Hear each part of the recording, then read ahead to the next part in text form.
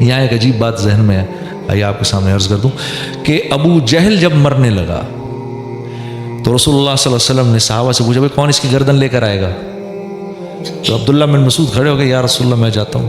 تو جب گئے ادھر جا کر دیکھا تو نیچے پڑا ہوا تھا، تو عبداللہ بن مسعود سے اس نے اپنا جو پیر ہے نا اس کی گردن پہ یہاں رکھا، یہاں رکھ کے دبایا، تو حضرت عبداللہ بن مسعود سے کہنے لگا ابے او بکریاں چرانے والے، بڑی اونچی جگہ پیر رکھ رہا ہے تو عبداللہ بن مسعود نے کہا تجھے تیری یہ اکڑ ابھی بھی نہیں گئی؟ یعنی تو جا رہا ہے دنیا سے، تیری اکڑ نہیں گئی ابھی تک؟ کہا محمد صلی اللہ علیہ وسلم کو بتا دینا، پہلے یہ بتاؤ جنگ کون جیتا؟ کہتا ہے پوچھتا ہے پہلے یہ بتاؤ جنگ کون جیتا؟ کہا جنگ جیت اللہ رب العزت نے اپنے رسول اور اس کے حامیوں کو فتح عطا فرمائی اور تیرے جیسے اپنے دشمنوں کو ذلیل کیا۔ تو آگے سے کیا کہتا ہے؟ کہتا ہے جاؤ جا کر محمد کو بتا دو صلی اللہ علیہ وسلم، جاؤ جا کر ان کو بتا دو جتنی نفرت میں ان سے پہلے کرتا تھا اس وقت اس سے بھی زیادہ نفرت کر رہا ہوں، مانا نہیں ہوں میں ابھی بھی، اور ہاں جب میری گردن کاٹو تھوڑی نیچے سے کاٹنا تاکہ پتہ چلے کسی سردار کی گردن تھی۔ اکڑ دیکھو کتنی۔ تو آپ فرمایا کرتے تھے میرا فرعون موسیٰ کے فرعون سے بھی زیادہ سخت تھا۔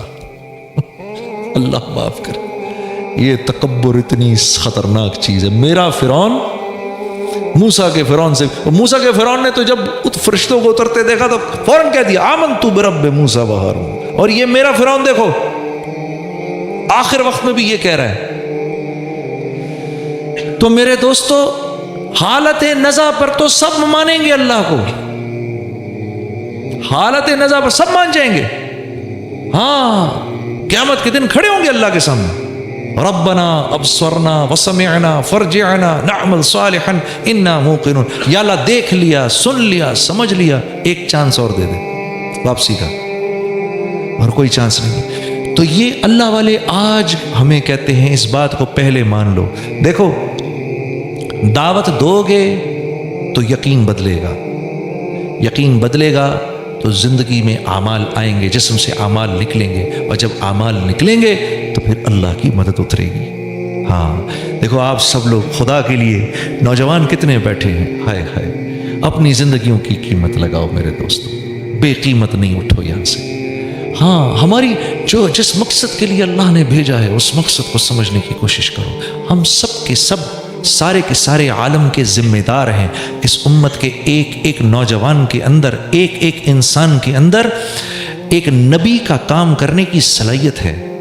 ہاں ایک نبی کا کام کرنے کی صلاحیت ایک ایک نوجوان کے اندر ہے، صلاحیت موجود ہے، پھر اللہ کام کیسے لے وہ اللہ پر موقوف ہے، لیکن صلاحیت موجود ہے۔ میں نے آپ کے سامنے شروع میں عرض کیا تھا، ہاں عورت کو دیکھو، عورت کیسے، میں نے کہا تھا نا گھر چلاتی ہے، عورت کو دیکھو، واہ واہ سبحان اللہ۔ وہ ایک آدمی آیا، یا رسول اللہ 3 دن سے بھوکا ہوں، آپ نے فرمایا اچھا، اپنے گھروں میں پتہ کرایا تو 9 گھروں میں کچھ نہیں تھا کھانے کو۔ صحابہ سے پوچھا بھائی کوئی لے جائے گا میرے مہمان کو گھر؟ ثابت بن قیس رضی اللہ تعالیٰ کھڑے ہو گئے، یا رسول اللہ میں لے جاؤں گا۔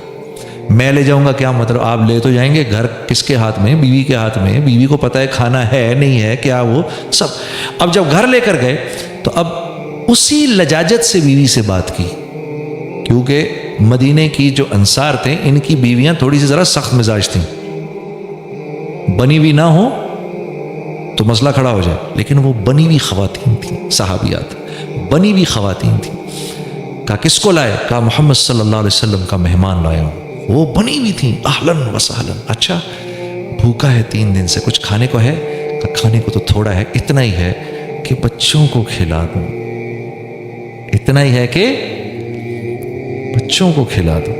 ہم میں سے تو کیا فرمایا کہ ایسے ہو سکتا ہے کہ ان کو سلا دو، ان کو نہ کھلاؤ، یہ کھانا اس کو دے دو۔ ہم میں سے کتنے کر سکتے ہیں اس طرح؟ بچے کو بھوکا سلا دیں، روتا پیٹتا کوئی نہیں بیٹا سو جا، اور کھانا لے جا کے مہمان کے سامنے رکھ دیں۔ بنی ہوئی عورتیں دیکھو، عورت کیسے کیسے دین کی دعوت مل رہی ہے اس عورت سے۔ باپ تو کہہ دیتا ہے، اب وہ اس ماں نے کس دل سے بچوں کو بھوکا سلایا ہوگا۔ سو جاؤ بچوں، سو جاؤ سو جاؤ سو جاؤ۔ بنی ہوئی عورت، اس امت کی عورت کیسی داعیہ ہے۔ کہا ٹھیک بچوں کو سلا دیا. اچھا جب کھانا لے کر آئیں تو صاحب بن قیس سے نہیں مشورہ کر رہے ہیں بیوی سے, تمہاری کیا رائے, اگر ہم اس کو کھائیں گے تو یہ بھی ہم بھی کھائیں گے تو وہ بیچارہ کیا کھائے گا؟ ہاں تو کیا طے ہوا؟ ٹھیک ہے جب کھائیں گے مشل بہانے سے بجھا دیں گے, سارا کھانا اس کے سامنے رکھ دیں گے, یہ کھا لے, اس کے بعد ہم ہاتھ ہلاتے رہیں گے تاکہ اس کو پتہ نہ چلے کہ ہم نہیں کھا رہے. اگر اس کو ایسا لگا تو یہ نہ ہو کہ اس بیچارے سے کھایا نہ جائے. بہانے سے مشل بجھائی, سارا کا سارا کھانا لا کے مہمان کے سامنے رکھا, دونوں میاں بیوی ہاتھ ہلاتے رہے. اس نے کھایا, دعائیں دی اور چلا گیا.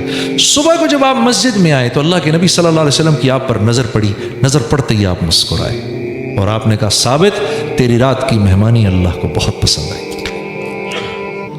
یہ اس عورت کی وجہ سے ہے, اس عورت کی وجہ سے. بچے بھی داعی ہیں, ہاں عورت بھی داعیہ ہے, ہاں حکمت بصیرت سے, حکمت بصیرت سے. یہ حکمت بصیرت انشاءاللہ آپ جب اللہ کے راستے میں نکلیں گے اللہ آپ کو سکھائے گا, اللہ آپ کو لسان القوم سکھائے گا.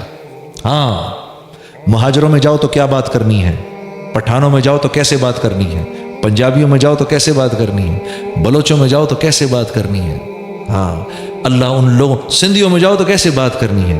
ہاں ہم پٹھانوں کو کریڈٹ دیتے ہیں بڑی بہت زیادہ مہمان نوازی کا, بہت مہمان نواز ہیں, اس میں کوئی شک نہیں ہے. لیکن میں یہ ایک بات ضرور اس میں ایڈ کروں گا کہ میں نے جو سندھ میں مہمان نوازی دیکھی, غریب غربا میں انٹیریئر سندھ میں, یقین کرو وہ مہمان نوازی میں نے کہیں نہیں دیکھی. ہاں ایسی مہمان نوازی نہیں دیکھی. وہ واقعی اتنے غریب ہوتے ہیں اپنے منہ کا نوالا نکال کے آپ کو کھلاتے ہیں.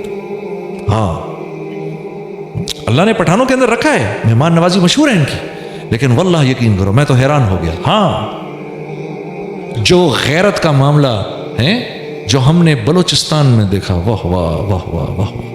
ہاں جو ہم نے جو دین پر نہیں آ رہا, وہ ایک طرف جو دین پر آ رہا ہے اس کی دینداری دیکھ کر ہم حیران رہ جاتے تھے. ارے واہ واہ واہ واہ. تو ہم کہتے تھے کتنا بڑا میدان ہے یار, یہاں میں کیوں نہیں جا رہا. 10 دن کی جماعت بنا کر میں اور بھائی سعید صاحب کوئٹہ گئے, پھر اس کے بعد 10 دن ہم نے کوئٹہ میں لگائے. پھر ہر لائن کا آدمی آ کے ہم سے ملا, ہر لائن کا آدمی آ کے ملا. اور بھائی پنجاب کے لوگ تمہارے پاس تو رائیونڈ ہے, خوش قسمت ہو تم.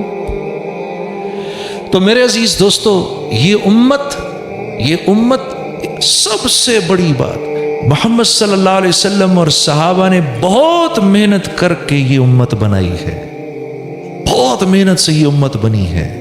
ان کے خون اور پسینے میں تیر کے یہ امت بنی ہے. ہم ایک امت ہیں, ہم قوم نہیں ہیں, ہم ایک امت ہیں. We are not a nation, we are an ummah, ہم امت ہیں.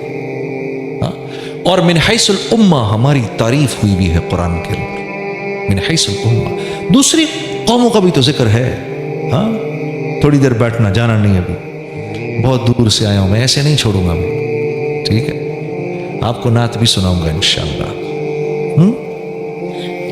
من حیث الامہ آپ دیکھو تو صحیح, قوم عاد کے بارے میں اللہ کیا فرما رہے ہیں, نافرمان تھے ختم کر دیے گئے.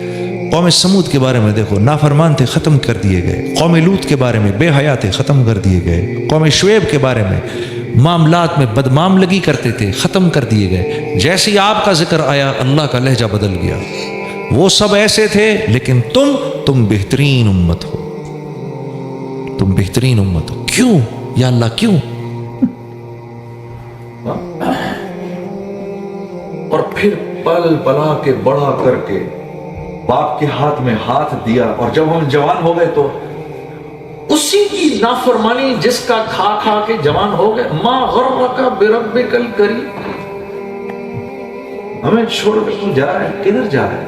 یہ میری ذمہ داری ہے میرے دوستوں, کیونکہ میں آپ کو ایک بشارت سنانے والا ہوں. آپ صلی اللہ علیہ وسلم جب واپس ہوئے ہیں عرفہ سے تو یہ آیتیں اترتی ہیں, اليوم اکملت لکم دینکم واتممت علیکم نعمتی ورضیت لکم الاسلام دینا. اليوم میرے نبی, آج وہ ہو رہا ہے جو آج سے پہلے کبھی نہیں ہوا. آج وہ ہو رہا ہے جو ازل سے لے کر اب تک کبھی نہیں ہوا. یہ آج کا ایک بہت مبارک دن ہے. اليوم کیا ہوا یا اللہ, کیا ہونے لگا؟ اکملت لکم دینکم، آج ہم نے اپنا دین آپ پر مکمل کر دیا ہے۔ یہ آج سے پہلے کبھی نہیں ہوا، کسی نبی کے ساتھ نہیں ہوا، یہ آپ کے ساتھ ہوا ہے اور آپ کی امت کے ساتھ ہو رہا ہے۔ وَأَتْمَمْتُ عَلَيْكُمْ نِعْمَتِي، آج ہم اپنی ہر نعمت ان کو دے رہے ہیں۔ اب اللہ کی نعمتیں کون کون سی ہیں؟ اللہ کی نعمت ہر وہ چیز ہے جس کی آپ تمنا کرتے ہیں۔ آپ ایک ایسے معاشرے کی تمنا کرتے ہیں جہاں پر امن ہو، آپ ایک ایسے معاشرے کی تمنا کرتے ہیں جہاں پر عدل ہو، آپ چاہتے ہیں لوگ ایک دوسرے کے ساتھ محبت کے ساتھ رہیں، آپ چاہتے ہیں لوگ ایک اپنا حق چھوڑ کے دوسروں کو دینے والے بن جائیں، آپ چاہتے ہیں کہ آپ کی عزت ہو، آپ یہ بھی چاہتے ہیں کہ آپ کی بیوی آپ کی وفادار ہو، آپ چاہتے ہیں آپ کے بچے آپ کے فرما بردار ہوں، آپ چاہتے ہیں آپ کے مال میں برکت ہو، آپ چاہتے ہیں آپ کو محنت تھوڑی کرنی پڑے، آپ یہ چاہتے ہیں کہ لوگ ایک دوسرے کے ساتھ محبت کے ساتھ رہیں، آپ یہ چاہتے ہیں کہ آپ کے ملک کا نام سارے عالم میں ہو، آپ یہ چاہتے ہیں کہ آپ کی برادری کا نام سارے عالم میں ہو، آپ یہ چاہتے ہیں کہ آپ کا نام سارے عالم میں ہو، اور کیوں نہ ہو؟ جب ابراہیم علیہ السلام دعا کر رہے ہیں رب هب لي حکما والحقنی بالصالحین واجعل لي لسان صدق فی الآخرین واجعل لي من ورثة جنت النعیم، جب وہ دعا کر رہے ہیں یا اللہ میرا ذکر ہو آنے والے آخری زمانے کے لوگ بھی کریں، ایسا نام دے مجھ کو، اور ایسا نام دے سے مراد علماء فرماتے ہیں یعنی میرے سے دنیا میں ایسا کام لے لے، میرے سے دنیا میں ایسا کام لے لے کہ قیامت تک کے لوگ مجھ کو اچھی زبان میں یاد رکھیں۔ یہ آپ دعا نہیں کر سکتے، یہ آپ کی بھی تو خواہش ہے۔ تو اللہ فرما رہے ہیں وَأَتْمَمْتُ عَلَيْكُمْ نِعْمَتِي، میں ان کو سب کچھ دے دوں گا، اور دے دیا، بلکہ دے دیا، آج دین مکمل کیا، یہ دین پر چل رہے ہیں، ہر نعمت ان کو دے دی، ان کو عروج دیا جائے گا، سارے دنیا کے خزانے ان کے قدموں میں ڈال دیے جائیں گے۔ یمن سے ایک عورت زیور پہن کر چلے گی، مدینے تک پہنچے گی، اور کوئی اس سے زیور چھیننے والا نہیں ہوگا، ایسا امن دیں گے ہم۔